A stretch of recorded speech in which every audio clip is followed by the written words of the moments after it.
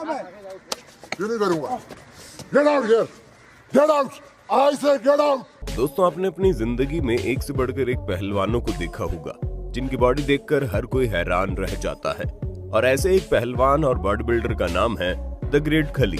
खली एक ऐसा नाम जिसने अपनी ताकत से पूरी दुनिया पर राज किया। दोस्तों, एक समय ऐसा था जब खली के सामने दुनिया के बड़े से बड़े पहलवान और फाइटर लड़ाई करने से डरते थे। खली की ताकत का अंदाजा आप इसी बात से लगा सकते हैं कि खली ने अपने अधिकांश फाइट में विरोधी रेसलर को नॉकआउट किया है। दोस्तों, आपको ये जानकर हैरानी होगी कि एक फाइट के दौरान खली ने अपने विरोधी रेसलर को जान से मार दिया था। एक 6 फुट का नौजवान भी खली के सामने खड़े होकर खुद को बच्चा महसूस करता है। दोस्तों, जिस तरह क्रिकेट के मैदान में सचिन तेंदुलकर को आउट करना मुश्किल होता था, ठीक उसी तरह मैदान जंग में खली को हराना लगभग नामुमकिन हुआ करता था। खली भारत के इकलौते ऐसे पहलवान हैं जिन्होंने WWE की फाइट में वर्ल्ड चैंपियन बेल्ट हासिल किया था।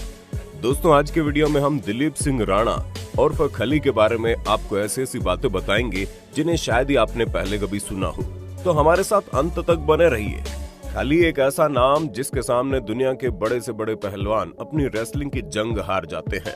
लेकिन दोस्तों, क्या आप जानते हैं खली का जन्म हिमाचल प्रदेश के एक छोटे से गांव में हुआ था।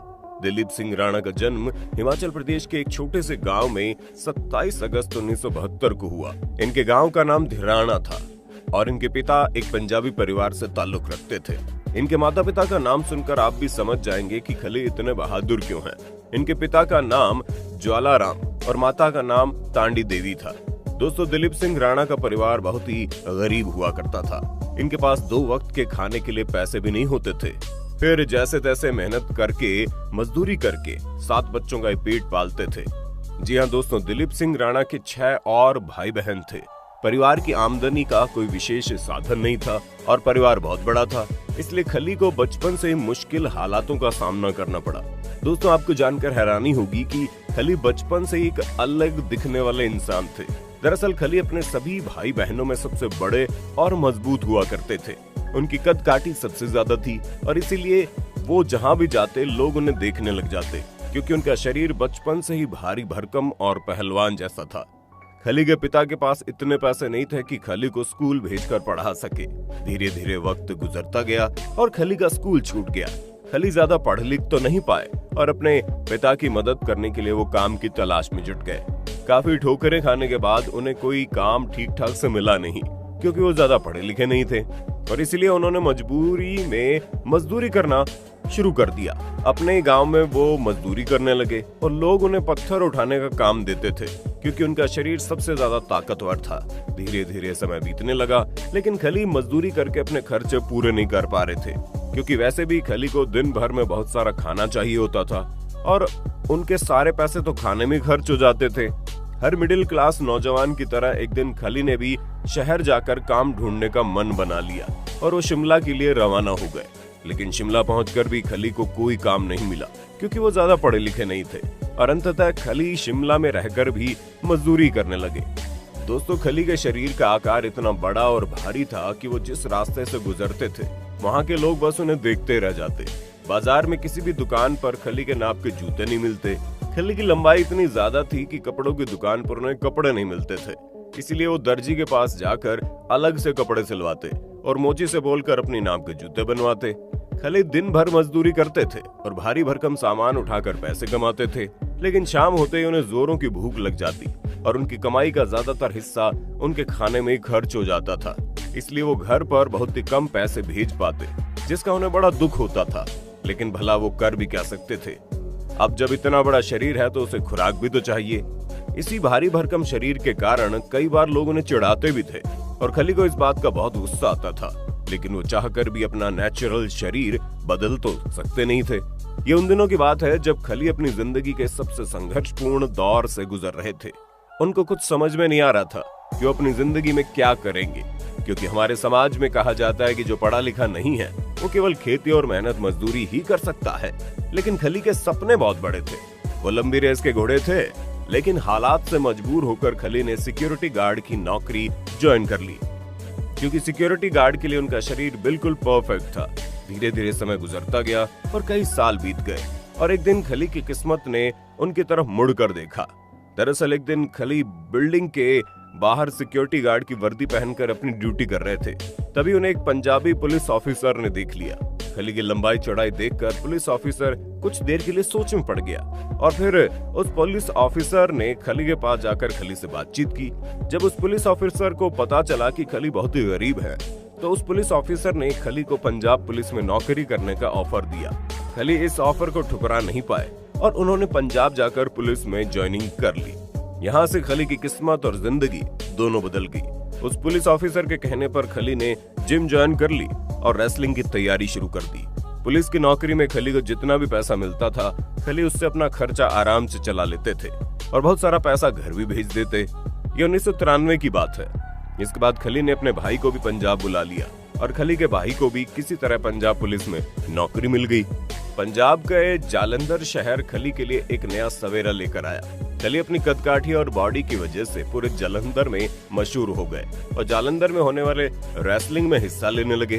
धीरे धीरे खली का नाम मशहूर होने लगा और कई प्रोफेशनल रेसलर खली को वर्ल्ड क्लास लेवल की ट्रेनिंग देने लगे। ये वो दौर था जब अमेरिका में WWE बहुत ही पॉपुलर हुआ करता था, लेकिन भारत में इसके बारे में ज्यादा चर्चा नहीं होती थी। लेकिन कई बड़े बड़े प्रोफेशनल पहलवानों को लगा कि खली आगे जाकर भारत का नाम रोशन करेंगे और यहीं से खली का प्रोफेशनल करियर शुरू हो गया। ट्रेनिंग करते करते धीरे धीरे 7 साल बीत गए और फिर बारी आई सन 2000 की, जब पहली बार खली को APW मतलब ऑल प्रो रेसलिंग में जाने का मौका मिला।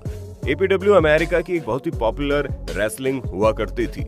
वहां खली जब पहली बार रिंग में उतरे तो उनका भारी भरकम शरीर देखकर वहां के लोगों ने उन्हें जायंट सिंह के नाम से बुलाना शुरू कर दिया।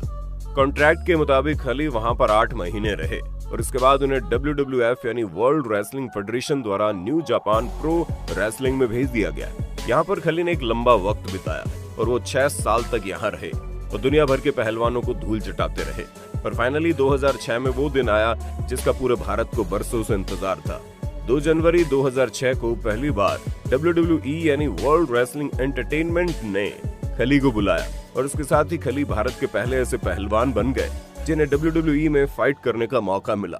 और खली का पहला मुकाबला एक ऐसे आदमी से हुआ जिसे WWE के इतिहास का बादशाह कहते हैं। जी हाँ दोस्तों, अंडरटेकर। खली का पहला ही मुकाबला WWE चैंपियन अंडरटेकर से हुआ, लेकिन खली ने अंडरटेकर के साथ ऐसी फाइट की कि सारी दुनिया देखती रह गई। लेकिन ये मुकाबला किसी नतीजे पर नहीं पहुंचा। खली को उस मुकाम पर पहुंचा दिया जहां पहुंचने के लिए बड़े बड़े पहलवान तरसते हैं। इस भयंकर मुकाबले के बाद दलीप सिंह राणा को द ग्रेट खली के नाम से जाना जाने लगा। WWE की रिंग में द ग्रेट खली ने फनाकी को सबसे पहला शिकार बनाया। इसके बाद खली के जीतने का कारवां शुरू हो गया।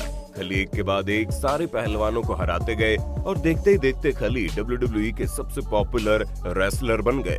उन्होंने सारे पहलवानों को इतनी बुरी तरह से धोया कि बड़े से बड़े फाइटर भी उनके सामने आने से डरने लगे और इसका नतीजा ये हुआ कि खली ने साल 2007 और 2008 में वर्ल्ड हैवीवेट चैंपियनशिप का खिताब अपने नाम कर लिया।